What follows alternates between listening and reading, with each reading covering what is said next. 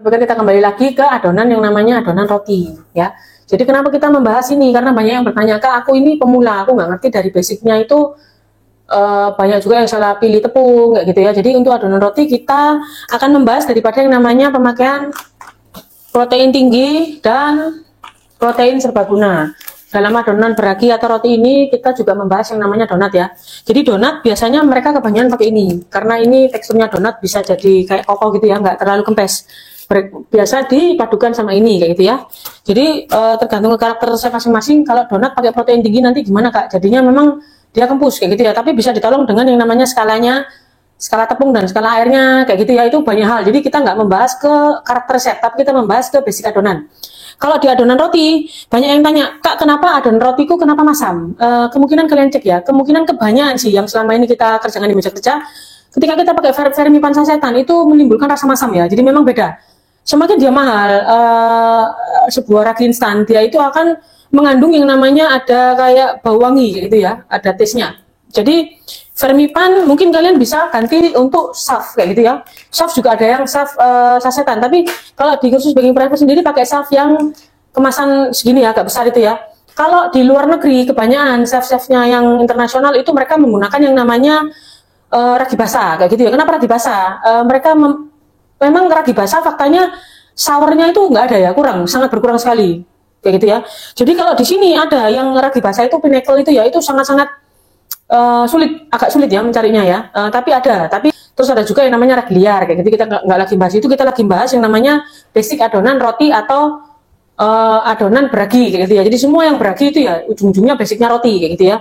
Jadi entah itu roti manis, donat, roti tawar atau apapun basicnya sama ya. Yaitu kita harus paham bahwa ada yang namanya hidrasi itu tingkat air kayak gitu ya yang dipakai. Kemudian tepung, dalam tepung kita juga pakai yang namanya, pernah kita trial error di meja kerja ya, komachi. Itu sempat jadi pembahasan yang lumayan ramai ya di akun kami waktu itu di kursus baking private. Jadi komachi itu memang sangat berbeda daripada tepung yang namanya, meskipun sekelas lokal ya, tapi yang harganya paling tinggi, misal kayak yang premium 5 kiloan, bisa dikatakan yang banyak merek ya. Ada komachi memang berbeda ya, itu fakta ya. Jadi ketika kita waktu itu sempat trial error pakai komachi dalam adonan donat, memang dia benar-benar halus. Jadi komachi itu teksturnya ketika dipegang dia soft, empuk sekali ya. Jadi beda sekali. Ketika tangan kita biasa pegang tepung, adonan tepung apapun itu, sepremium apakah itu, dia benar-benar kalah sama yang namanya komachi kayak gitu ya. Tapi dalam hal ini kita nggak bisa memaksakan, oh adonan yang terbaik itu pakai komachi, enggak. Karena kita bisa menyesuaikan harga jual masing-masing. Harga jual masing-masing pun misal kita pakai tepung yang namanya sekelas apa itu, protein tinggi, misal Bogasari juga ada ya protein tinggi. Bogasari punya yang namanya tepung cakra kembar yang premium yang 5 kiloan itu ada. Kemudian juga ada yang namanya dari Bungasari Flour Mill, itu ada juga yang bisa biasanya orang-orang menyamakan dengan yang namanya komachi ya, tapi memang ada perbedaan kayak gitu ya, meskipun kita bisa memakainya. Jadi ada tadi dari Bogasari itu cakra kembar mas itu ya, yang paket 5 kiloan. Tapi kalau kabuki ini, kabuki gold itu kemasan 1 kiloan kayak gitu ya, itu juga lembut hasilnya ya. Tapi kalau kita ngomong, loh Kak, gimana kalau aku produksi roti tapi kelasnya itu segmennya ekonomis, aku pakai tepung curah kayak gitu ya, bisa. Jadi tepung curah itu berbeda ya. Jadi kalau kita misal, kita bahas saja yang Bogasari 25 kilo itu akan berbeda dengan Bogasari yang kemasan 1 kiloan. Apalagi dengan yang premium yang sudah cakra kembar emas yang 5 kilo itu beda lagi. Jadi kalau bisa dikatakan, loh bedanya di mana? Itu beda di kandungan-kandungan proteinnya. Kalian bisa cek langsung komposisinya. Kemudian dalam pengembangannya itu sangat beda ya. Kalau kita pernah membandingkan, kita baru tahu. Kalau kita nggak pernah membandingkan, kita tetap akan berada di satu titik, yaitu oh sama kok, bisa dimakan gitu ya. Memang iya bisa dimakan semua ya, tapi memang berbeda. Jadi kalau kalian memang mau menciptakan ekonomis, tepung curah nggak masalah ya, asal jangan lupa diayak dulu kayak gitu ya, kalau tepung curah kayak gitu ya. Karena biasanya kalau kiloan itu penyimpanannya kayaknya menurut saya itu kurang bagus daripada tepung yang kemasan asli kayak gitu ya. Jadi di sini kita akan membahas bagaimana yang namanya sifatnya ragi. Ragi itu pertama, kalau kalian mau wangi, pakai ragi yang minimal pakai sav ya. Jadi vermipan itu ada yang kemasannya juga bukan ekonomis, ada beberapa nanti di gambar-gambar sebelah ini. Kemudian kalau mau lebih wangi lagi, kalian bisa memakai yang namanya ragi basah. Jadi pemakaiannya kalian atur sesuai dengan skala resep kalian masing-masing kayak gitu ya. Terus adonan roti itu yang paling penting adalah waktu timing mixer kayak gitu ya. Mixingnya adonan itu sampai harus kalis. Kalis itu dibuktikan dengan yang namanya window pane. Jadi kadang ada banyak yang, Kak, kenapa ini kok adonan rotiku kok aku sudah hampir 1 jam kok nggak kalis-kalis. Nggak kalis-kalis itu karena kalian mungkin belum biasa atau belum menghandle dengan baik dan benar. Nanti ada dijelasin di caption bawah ya. Caranya menghasilkan adonan kalis itu gimana, proses-prosesnya ada di caption bawah.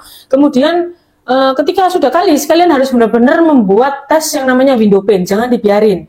Tapi ada juga yang ketika mixernya itu nggak mumpuni ya, dalam arti aku mau bikin banyak tapi mixernya masih hand mixer. Kalian bisa pakai metode autolysis kayak gitu ya. Jadi metode autolysis ini pun harus dicermati, kalian harus cek berkala kayak gitu, karena suhu setiap pengerjaan itu berbeda-beda. Jadi misalnya suhu kalian ada yang ber-AC, ada yang suhunya suhu ruang biasa, lalu kondisinya juga dia tinggalnya di daerah yang agak panas. Jadi nggak ada patokan tentang waktu yang benar atau salah. Tapi cek. Jadi kalau di autolysis memang tetap bisa menghasilkan adonan yang kalis ya. Jadi menghemat yang namanya biaya mixer, listrik, dan juga kalau mixernya masih standar, metode autolysis ini benar-benar bisa kalian andalkan. Tapi jangan lupa waktunya juga akan bertambah banyak. Karena kalau pakai mixer kan singkat ya. Tapi kalau pakai metode autolysis itu kayaknya memang memakan waktu. Tapi memang faktanya roti kalian akan lebih rich gitu ya. Flavornya beda sama yang langsung berapa kali langsung mixer langsung buat gitu ya. Terus di adonan beragi ini yang paling penting adalah fermentasi. Lama fermentasi akan menentukan kualitas adonan kalian ya. Jadi seenak apapun bahan yang kalian pakai, fermentasinya kalian cuma singkat, itu adonannya akan berbeda dengan yang fermentasinya banyak. Ditambah lagi dengan kondisi yang namanya ragi ya. Ketika kita fermentasinya panjang, dia itu benar-benar menghasilkan adonan yang asalnya kecil bisa besar itu ya. Itu dari waktu fermentasi kayak gitu ya. Jadi waktu fermentasi kalau di adonan donat itu namanya kan degas. Anggap aja kalau kita lagi mengerjakan semua jenis adonan beragi, kita juga degas kayak gitu ya. Jadi degas, loh Kak, bukannya kalau di degas nanti terlalu panjang waktunya, bukannya dia nanti masam Kak? Enggak ya. Jadi misal kalian ingin menghasilkan serat yang benar-benar sempurna kayak gitu ya. Jadi degasnya harus benar-benar kalau kita biasanya 3-4 kali ya, itu degas itu hasilnya benar-benar teksturnya itu, seratnya itu banyak ya. Jadi pakai acuan seperti kita bikin donat ya. Jadi adonan habis di rounding, kalian keluarin gasnya. Jadi degas itu adalah mengeluarkan gas yang dimana kalau kalian nggak kelola dengan baik gas itu, dia akan menimbulkan adonan yang masam. Jadi kadang kita nggak paham ya, makanya kita kok bingung loh. Ini sudah mengembang tapi kok masam ya, karena kalian nggak degas kayak gitu ya. Jadi ketika kita mau pakai acuan, misal resep kita ekonomis, harga jual kita juga ekonomis, ngikuti pangsa, ya sudah nggak apa-apa. Biasanya kalau ekonomis mereka kan cuma 1 kali fermentasi langsung selesai jalan gitu ya. Jadi itu kayak metode straight dough kayak gitu ya, straight dough yang dipakai industri-industri yang menghasilkan roti kualitasnya ekonomis kayak gitu ya. Tapi untuk kualitas artisan mereka akan memakai yang namanya fermentasi lama. Jadi meskipun ragi instan mereka pakai fermentasi lama, mereka akan menghasilkan roti yang berbeda daripada fermentasi singkat kayak gitu ya. Jadi untuk adonan basic sendiri itu apakah yang berpengaruh, yaitu adalah pemakaian tepung. Itu pasti ya, pemakaian tepung, skala hidrasi itu yang paling krusial di adonan roti atau beragi. Pemakaian butter atau margarin itu dalam skala tingkat sedikit lah ya. Tapi kalau bisa pakai butter kenapa enggak kayak gitu ya. Karena butter itu memang benar-benar akan membuat yang namanya adonan kalian moist dan lembab kayak gitu ya. Kemudian ketika kita berhadapan dengan adonan roti yang sudah matang, pastikan kalian memolesnya dengan butter. Kalau ingin menghasilkan remah yang tidak ketika digigit dia ada bekas gigitannya, itu biasanya atasnya tidak pernah dipoles yang namanya butter. Jadi panas-panas kalian olesin yang namanya butter, 100% butter ya. Jangan pakai margarin atau mungkin bos tambah parah nanti ya. Itu nanti akan keras juga sih. Tapi kalau butter itu akan daya simpan roti kalian itu akan moist. Jadi meskipun sampai 3 hari tetap moist kayak gitu ya. Lalu juga ada yang bertanya di metode tangsong atau yudani gitu ya. Kak, apa metode tangsong atau yudani itu yang membuat adonan itu moist? Enggak ya.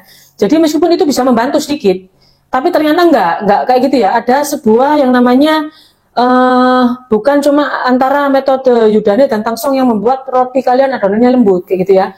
Memang itu bisa membuat, tapi skala adonan, cara fermentasi dan banyak hal ya yang bisa juga membuat adonan kalian lembut. Jadi bukan cuma karena itu, tapi kalau mau dipadukan dengan yudane dan tangsong boleh. Kemudian ada juga yang pakai sistem yang namanya biang. Jadi biang itu menghasilkan memang kalau di artisan ya, roti-roti yang skalanya artisan itu memang mereka lebih memakai yang namanya biang kayak gitu ya. Jadi biang itu kenapa? Biang itu menghasilkan aroma dari sebuah fermentasi yang sudah disimpan dulu. Biasanya mereka akan memakai simpanan fermentasi, adonan sisa, kemudian dipakai lagi. Jadi itu memang flavornya beda ya.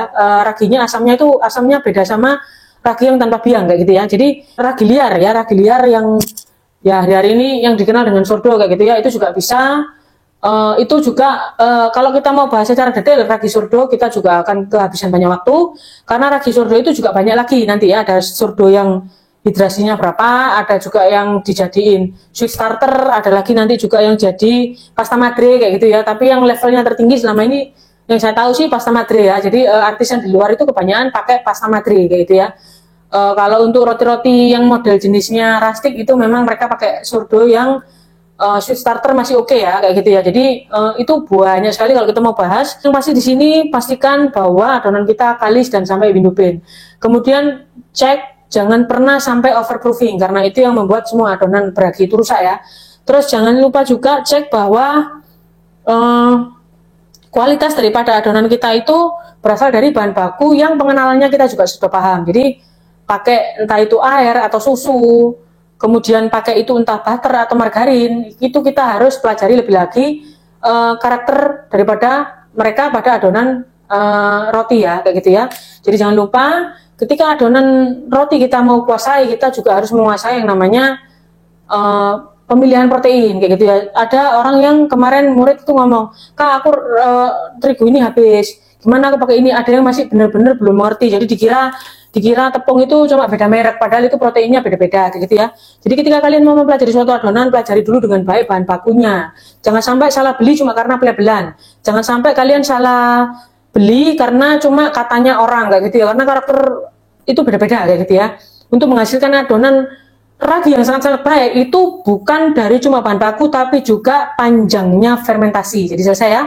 Nanti kita akan bahas lebih lanjut lagi tentang karakteristik bahan-bahan yang itu. Kalau sempat kita akan buat videonya, sekalian juga ada apa itu produknya ya kayak gitu ya, karena hari-hari ini kita masih banyak yang dilakukan, jadi masih cuma teorinya aja kayak gitu ya. Nanti akan ada yang namanya perbedaan dari ragi instan, sourdough itu kayak gimana hasilnya. Kita juga akan masuk ke kelas yang namanya pastry kayak gitu ya. Oke, see you. Jangan lupa yang tanya-tanya, mungkin kalau tanya-tanya bisa kita jawab, komen di bawah, supaya nanti ketika kalian bertanya, orang lain juga mendapatkan ilmunya dari yang kalian tanyakan. Oke, see you.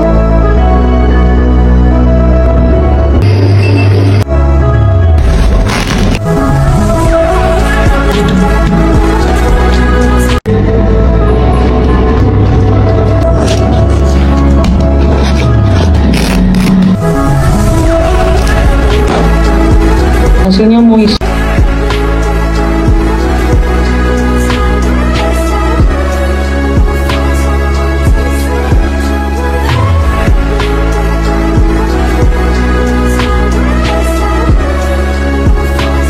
kursusbakingindonesia.com